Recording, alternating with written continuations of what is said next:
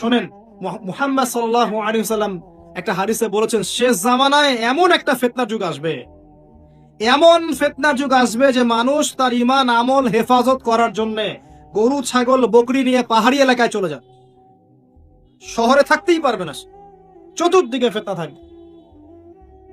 আপনি দুই চোখটা খুলে এই বিশ্বটাকে দেখেন, সমাজটাকে দেখেন, পরিবারগুলো দেখেন, কালচারগুলোকে দেখেন, আপনি ফিল করবেন আপনি সেই যুগে বাস করছেন। চতুর্দিকে ফিতনা আছে। আগেই তো স্যারেন্ডার করেছি শুরুতে বক্তব্যের যে 100% পারবো না, বলেছি না?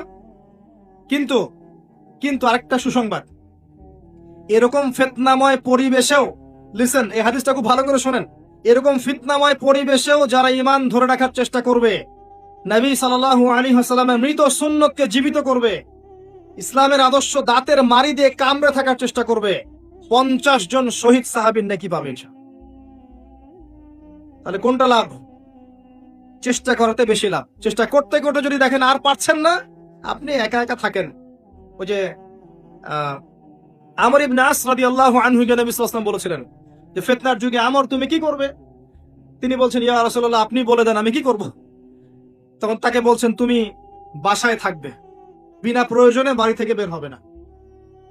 আর কি করবো ইয়া রাসূলুল্লাহ?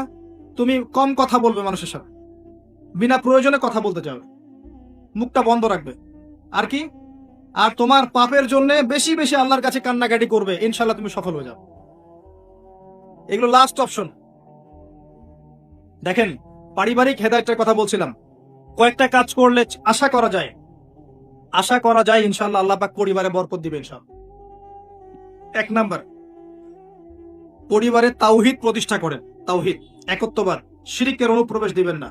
2, পরিবারে সুন্নত চালু করেন, বেদাত ছড়িয়ে দেন। 3, পরিবারে হারাম রিজিক ঢুকতে দিয়েন না, আল্লাহর ওয়াস্তে পরিবারে হারাম রিজিক ঢুকতে দিয়েন না। হালালের উপর থাকেন যদিও তার পরিমাণ কম হয়।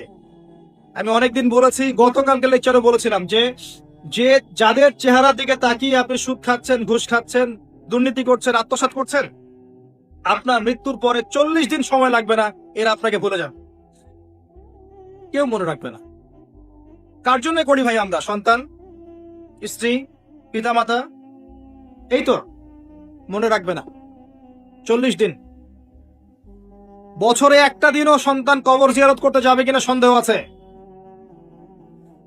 এগুলো বাস্তবতা, নির্মম বাস্তবতা। একা এসেছি, একা যেতে হবে। তো দুনিয়ার এতটুকু সময়ের মধ্যে এই মানুষদের চেহারা দিকে তাকিয়ে আমি আল্লাহর অবাধ্য হব?